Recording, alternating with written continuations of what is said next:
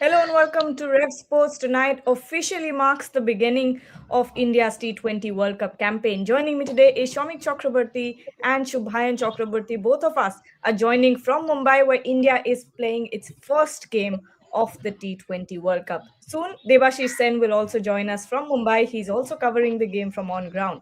But the latest that we're hearing, obviously, is the fact that Harshit Rana has been ruled out due to a knee injury. Mohammad Siraj makes his comeback into the T20I setup, and Jasprit Bumrah also may be likely out of tonight's game because it is being reported that he has viral fever. Chomik, first, let's talk about Bumrah here because he is an important aspect of the T20 World Cup, one of the most important cogs in the wheel. And without him, obviously, the World Cup is incomplete. But when it comes to tonight's game, obviously, it is just a viral fever. So expect him to return before the next game. But what about tonight? What are the reports saying at the moment? Yeah, very unlikely he is going to play tonight. Mohammad Siraj, he was supposed to join. I mean, I by now must have because he was supposed to join the squad by last evening. He is obviously with the squad. So Mohammad Siraj, and this is the precise reason. Uh, Surya Kumar Yadav at the press conference, Shubhan was there also. So Surya Kumar Yadav, when I asked Surya, what are your replacement options if eventually Harshit is ruled out, and he said, look, we have options fast bowlers, and at number 9 we don't necessarily have to take players who can bat as well. If number 9 could be a specialist fast bowlers, because if we need someone who can bat, I mean, who is expected to bat at number 9, then what are the other 8 batsmen in front of you doing? So it's a good call, and it is also keeping in mind, maybe it's viral fever aside, in the group league games, if if he decides to cool his,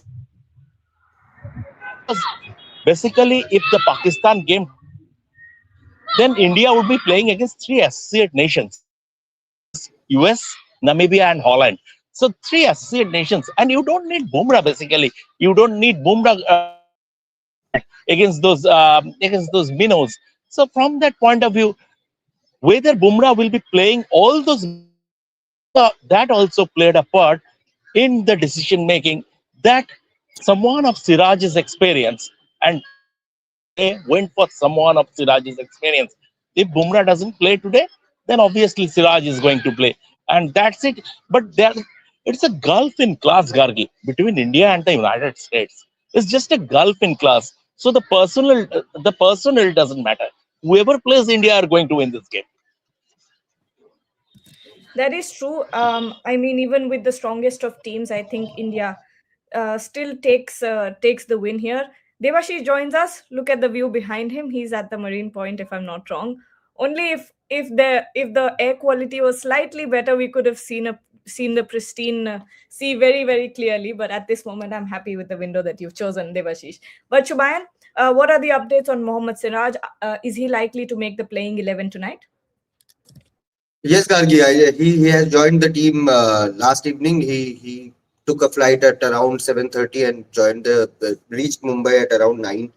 So he's with the team, joined the team last evening. So in case Bumrah does not play today, he's the first preferred choice. And now I am getting the rationale behind picking up Mohammad Siraj. He has not played a single T20I match since 2024, the Sri Lanka series.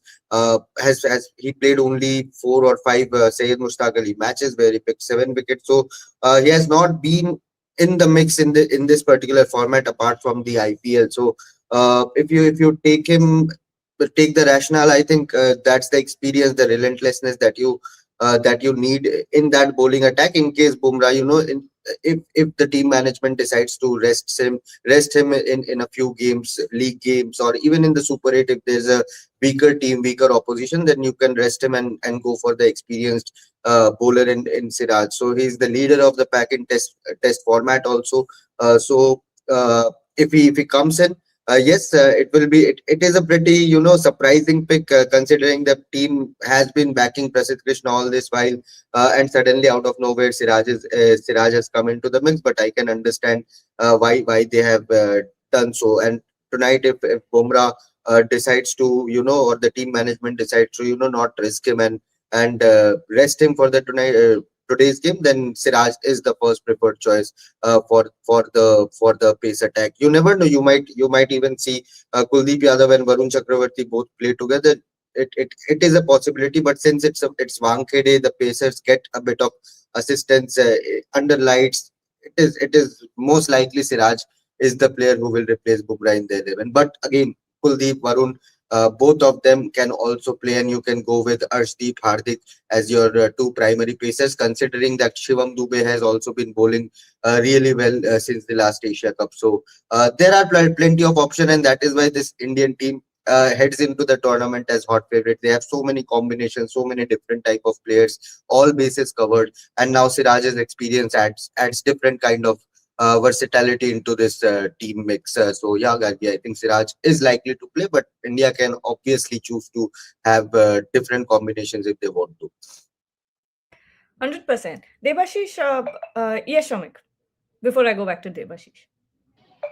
Yes, Gargi, before you go to Devashish, I mean, this viral fever thing is pretty prevalent during this time of the year in Bombay.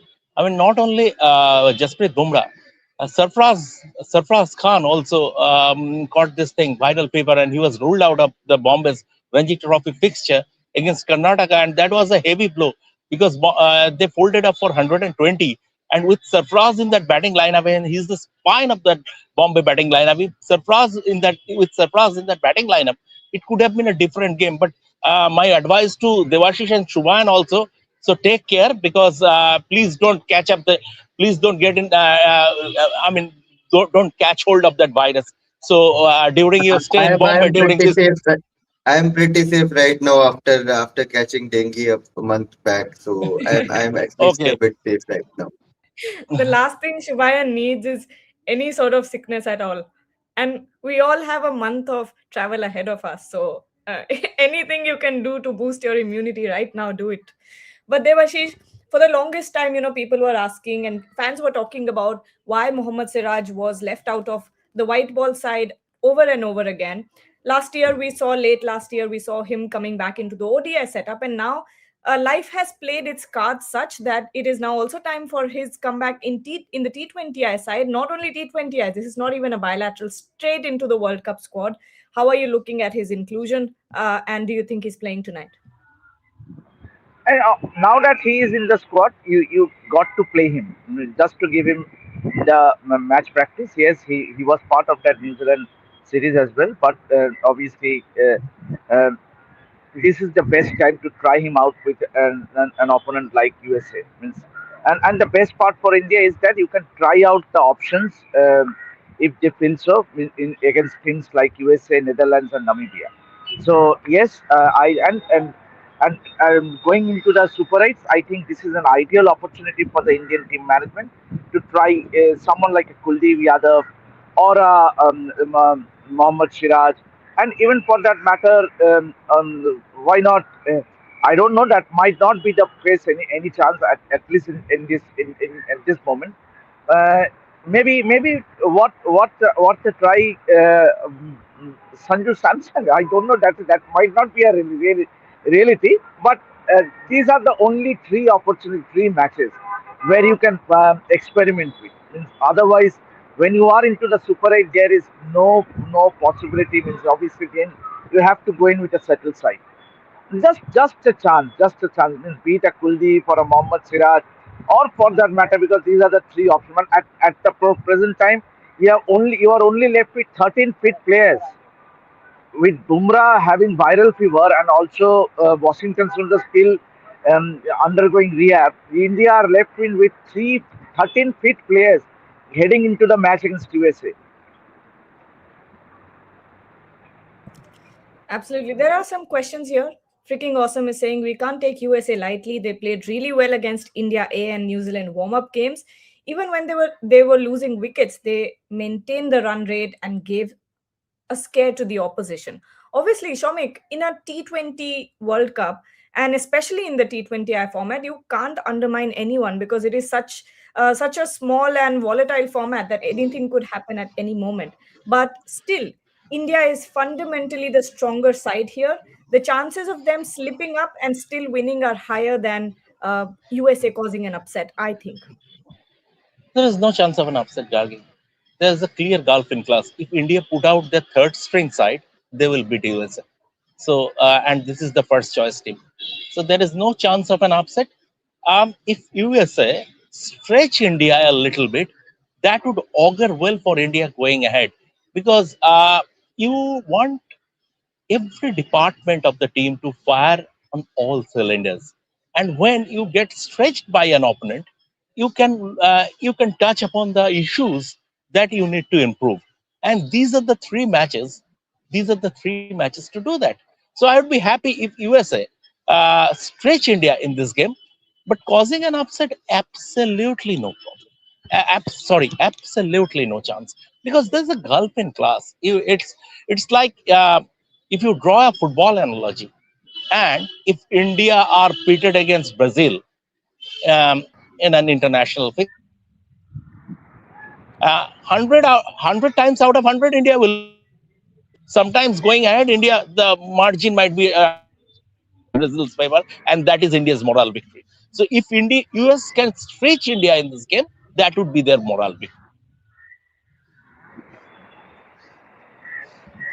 All right. The other question here is Vaibhav Taragi saying, "Can't believe World Cup has kick-started today. As a fan, no hype and excitement. It because of India versus Pakistan or Mustafizur drama, or as a host, we lacked attractive marketing thoughts." I think this is all of this is credible points here. I think you have a point with the kind of political drama we had, ICC, BCB being kicked out of the tournament and things like that. But also a very major factor here is that we all grow up. And how you're excited for all the holidays when you're a kid. I think the same happens with sports tournaments as well. But Shubayan, uh, it is a fact that politics and all of this drama has sort of veiled the excitement of the T20 World Cup. Mute. There is excitement, but it depends on what you want from the tournament. If you want to watch smaller teams play, they are already playing some good cricket. Italy won their first warm-up match last evening. So if you are a lover of upsets, then Italy are a team to watch out for. They have already crossed 200 a couple of times in warm-up games. Even though they did not win in the earlier games, they tasted success last evening. So that's a great story. Shomikta mentioned about USA also. USA has been doing really well in the warm up games. Yes, they have not won a lot of matches, but they have been doing really good in those phases of the game, the warm up matches. They are a very quality side. If you look at the way Netherlands are playing against Pakistan at the moment in Colombo, they have had a really good start. And the past day lead and other players have given them a very good start against a decent quality pace attack of Pakistani team. So the excitement, it depends on what you want to see. If you are sitting here and expecting, oh, India are playing USA, Netherlands, Namibia in group stage matches, then you will never have that excitement. If you are looking for upset, if you have seen how these teams have played in the qualifiers, if you have seen how these teams have played in the build up to the T20 World Cup, yes, there's a gulf of quality. There's a difference in the quality between all the teams. But again, it depends on what excitement are you looking forward to. The Bollywood fans, they are excited because of Badshah, Nora Fateh and others, because of the opening ceremony. If you are a cricket lover, then tune into Netherlands versus Pakistan. Watch them play. Netherlands are giving a tough fight. They have had a good start. So find the excitement rather than complaining. You won't see 20 teams tournament. Of course, the groups are divided in such there will be one-sided matches. There will be some games which finishes in 2 hours rather than going for the 3.5 hours full time. So there will be matches which will be completely one-sided, team getting folded out on 80, other team chasing it in 5, 6, 7 overs. There will be matches, I'm pretty sure 300 is a target which majority of the bigger teams are chasing in this tournament, given the flat text nature of the Indian pitches. So excitement, what you are looking forward to, it depends on that. So yeah, it is subjective in my opinion. I think one of the factors is also this. World Cup Oh, happening in a few of weeks. course. There is a fatigue. There is a cricket fatigue, and Absolutely. if you look at the calendar, how it has panned out in the last few years, we have been talking about cricket fatigue. People used to wait for a bilateral series earlier when we were growing up. We used to wait for a bilateral series. Oh, it is coming happening after 2 3 months. So there was a tad excitement. People used to watch, stand in front of a tea stall or any vendor where there is TV and watch those matches, because we don't get to see matches. We did not get to see matches at that point pretty regularly. But every 2 days later, the Indian team is playing somewhere. So the mental fatigue, cricket fatigue is a reality. Yes, and even after the T20 World Cup, a couple of weeks later, the IPL will start. It will run for 2 months, 2.5 months. After that, you will have a different test cycle, bilateral series again. So there's no rest for the players, and there is no rest for the fans as well. Players, you can still rotate them. There are different players for different formats nowadays, but fans are the same. They are watching, they are consuming every format. We can't pick and choose. We have to watch. If you are a cricket lover, you are watching every game. But yes, mental fatigue, cricket fatigue is a real thing now. Absolutely, especially with the kind of leagues that we're seeing around the world. One finishes, the other starts. Then there's BBL, there's the 100, then so many IPL leagues. T20, IL MLS, the T20, Caribbean Premier League, Pakistan Super League, Bangladesh Premier so many, League. so Leave that, you have many. all the states are now hosting T20 tournaments. Exactly. Bengal T20 Pro, Saurashtra League, Mumbai League, Kerala League, every league is there. So there is cricket fatigue for sure. Uh, Devashish, let's forget about the cricket fatigue because we have to, excitedly cover cricket for the next month. But Devashish, looking at tonight's game, what do you think is the likely 11? Are you seeing Kuldeep Yadav by any chance coming to this game? Mute. Mute. I think the batting order is pretty settled, Gargi, if you ask me. And obviously, Ishan Kishan will open the batting with Abhishek Sharma, followed by Surya Kumar Yadav, and Tilak Verma and Surya Kumar Yadav, Hardik Pandya, Akshar Patel, Shivam Dubey, Rinku Singh. So that batting order looks settled. When it comes to bowling, I think obviously it will be a forced change now that Jasprit Bumrah will have to miss out because of his favor. So Mohammad Siraj automatically gets in. So I think that might be the only change. Siraj straight away getting in place of Jasprit Bumrah, and Arshdeep Singh being the second placer, and we have seen Hardik Pandya being used in the power play with the new ball. So those are the three options, fast bowling options. And when it comes to spinners, it will be Varun Chakravarti and Akshar Patel. So it's a pretty balanced side until and unless, as Shubhayan mentioned, if the team management decides to play in an extra spinner in Kuldeep Yadav. But otherwise, I don't see, because there are literally 13 fit players. So the one that's going to miss out is Sanju Samson, and the other I'm not getting the name. Who else? Who is Kuldeep obviously or just Siraj, one between Kuldeep or Siraj. one between Kuldeep and Sela. So it is pretty much settled side. Okay, Shomik, one question here is why is Ishan Kishan not getting a central contract? I think the contract list was released yesterday. There were changes, of course. A plus category is done away with. Rohit Sharma and Virat Kohli are now in grade B. Shomik, are you still with us? No, Gargi. No, Gargi. Wait. Has they put out the contract list officially? I don't think so.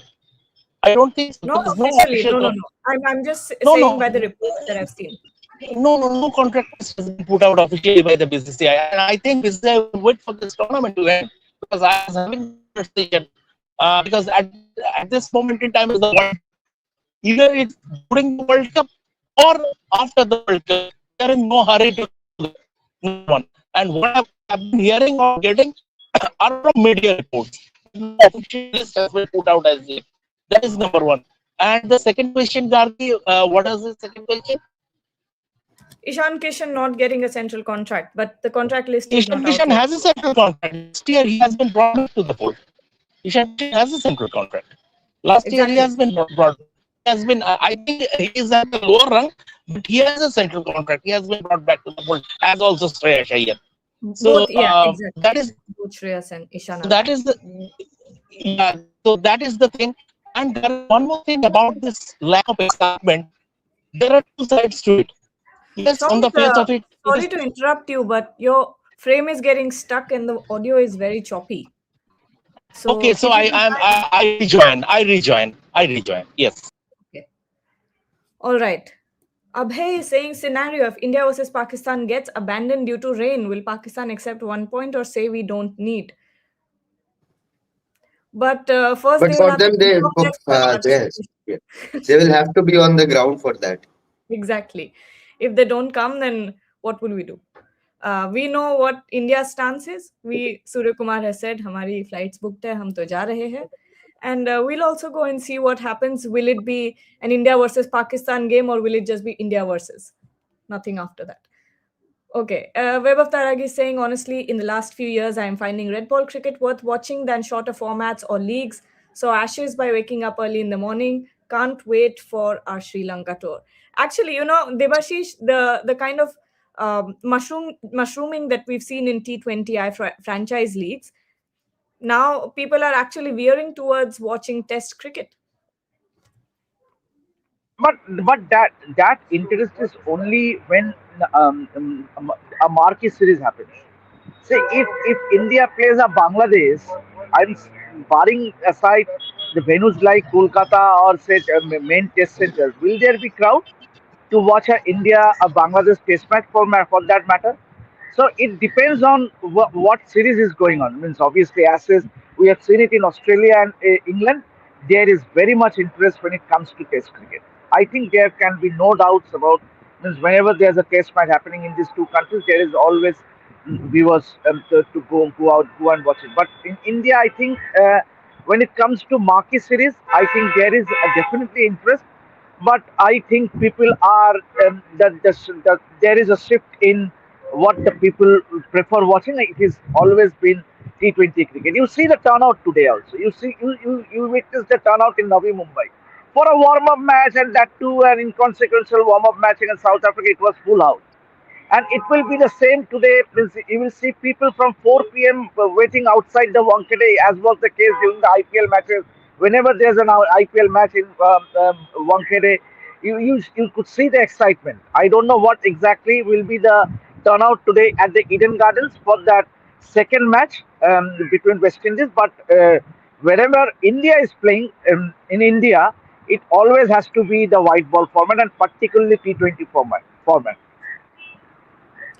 Now, a final couple of questions on the show. Yes, Shomik. Gargi, am I audible now? Yes.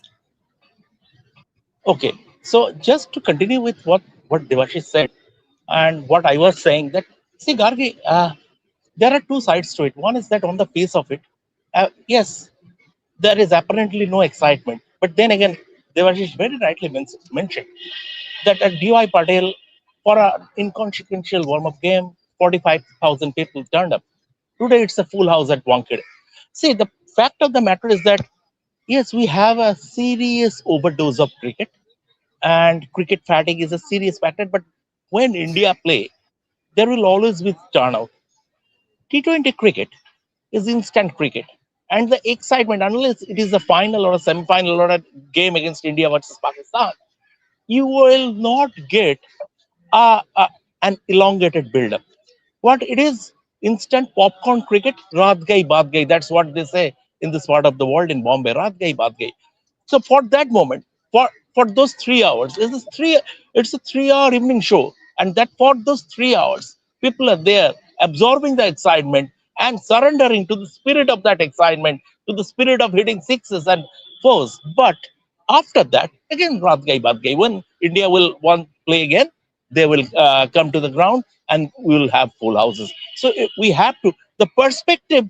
We have to put things in perspective in terms of excitement related to T20 cricket, like the game itself in T20 cricket, in excitement is also instantaneous. It's sort of popcorn stuff. Final couple of questions on the show. Of course, we have to talk about yesterday's under 19 game. An absolute hammering by the Indian batters, especially Weber Suryavanshi, 175 runs in a matter of 80 deliveries. We know that Vaibhav Suryavanshi is a special talent, but what we saw yesterday was absolute domination. Shubhayan, future looks bright for Vaibhav. Very, very bright. It's blinding. I think he will be soon drafted into the senior squad. I wouldn't be surprised if he's in the setup, at least in the setup for the next T20 World Cup cycle. If he has a good IPL, consistent IPL, anything is possible. He has shown he's capable of doing that in IPL as well. IPL century is already there. Syed Mushtaq century is already there. Vijay Hazare Trophy century is already there. So he has done it in the domestic circuit as well. Yes, Ranji Trophy, it wasn't that great tournament for Vaibhav Suryavanshi, but again, you can't expect a batter to such with such attacking mode. You can't expect someone to keep consistently scoring runs. As I tell about Abhishek Sharma, expect more failures than success, but the day he succeeds, you will see such kind of knocks. Where he single-handedly will put his team in a winning position. 175 of 80 deliveries is insane, and not only this, I think when he scored the IPL century as well, it was a brilliant knock. So he has been doing that pretty frequently now, and India. I even tweeted that yesterday that India is known for making prodigal talents beat Sachin Tendulkar, Sunil Gavaskar, Prithvi Shaw. Vaibhav Suryavanshi, Vinod Kamble. In between, there are many players who have not made it very a prolongated career, but there have been talents who have come up. But for a 14-15 year old to do this and the kind of power he's generating, it is crazy, it is insane. Absolutely insane. Devashish, we're talking about Vaibhav Suryavanshi and what he did last night. What are your thoughts when it comes to his future? Of course, he's only 14 years old again. I mean, every time we talk about that, we're quite surprised at what he's able to do with the bat. The kind of composure that he has to go out there and play his natural game, play fearlessly. And we've seen him transition from domestic stage to IPL to international effortlessly. I think it's a special thing to be able to do that at such a young age. I think, Gargi, the biggest challenge for someone like Vaibhav Suryavanshi will be how he handles pressure. And obviously, now there will be endorsements, there will be people chasing him, obviously, the media have, highlight. So, this is a stage where he has to be very cautious. Means obviously, and we have the example of a Prithvi Shaw. Means obviously he had that talent and he could have easily made it big, but which was not the case. And we have seen in the past several cricketers means who burst up very promisingly, but ended up not taking their career forward. So the biggest challenge for Vaibhav Suryavanshi will be to stay grounded and humble. Means obviously the biggest example is a Sachin Tendulkar or a Rohit Sharma or a Virat Kohli. Means and so I think and obviously with this success there will be that constant he will be under the spotlight. Means of every failure there will be discussions from now on how he handles pressure, how he handles his media highland, and his parents and his coaches, whoever his coaches are, has to be very careful with him, because this is a stage. He's only what 15 years, so I think he has a long career ahead of him. But this is the time where it needs to be handled properly. Absolutely. On that note, we'll take your Gargi, leave. Yes, Soumya, before we leave. Gargi, if you allow me a minute, please. Gargi, as far as this under 19 World Cup is concerned, the batting takeaway for me, yes, we know. I mean, the way Vaibhav Suryavanshi played yesterday, and it was a final. We have to take that into account. We are allowed to fall prey to recency bias, but as far as I'm concerned, the serious batting takeaway from this under 19 India's under 19 World Cup campaign is Aaron George. This boy, this lad looks a serious cricketer with a serious future, with a serious future ahead of him. Rahul Dravid, when he was the under 19 coach, he used to tell it doesn't matter what you are doing at this level, because when you graduate to the senior level, be it first class cricket and then international cricket, it's a completely different ball game altogether. So you have to, and that is why when Rahul was there as the coach, he made it a point and he ensured that just one player would be representing the under 19 team at a World Cup for once only, not twice, not thrice, even if he is qualified by virtue of his age. So that is why it's a completely different level. But if you, I mean, uh, if you ask for my choice, then I'll say Aaron George. This guy could be the, I mean, going ahead, I will like to keep an eye on this guy. So that is my batting takeaway from this Indian side as far as the World Cup, under 19 World Cup is concerned. And before we sign off, I must ask you, Gargi, about the percentage fraction because I will not I be knew this was coming. I will not be during pre-match live. So the probability of India, if they bat first, scoring 300 in this game, uh, in in percentages and fraction would be serious value addition. I think 300. Not a huge chances of that happening in a T20 World Cup game, but fractions. Wow, 30.5, and I can't do it. I'm sorry. We'll take a 29.5. okay. I don't think 300 is happening. 30.5 is the chances of India scoring 300. I can't do math. I'm sorry, especially fractions. 60, I will do 69.5. no, thank you. This is why you're not in the pre-match live. Just kidding. Uh, but thank you so much, Shubhayan, Devashish, and Shomik for joining. We'll be back ahead of the game, so don't forget to join us then at 5. Boria Mujumdar will be live answering all your questions. So like, share, and subscribe.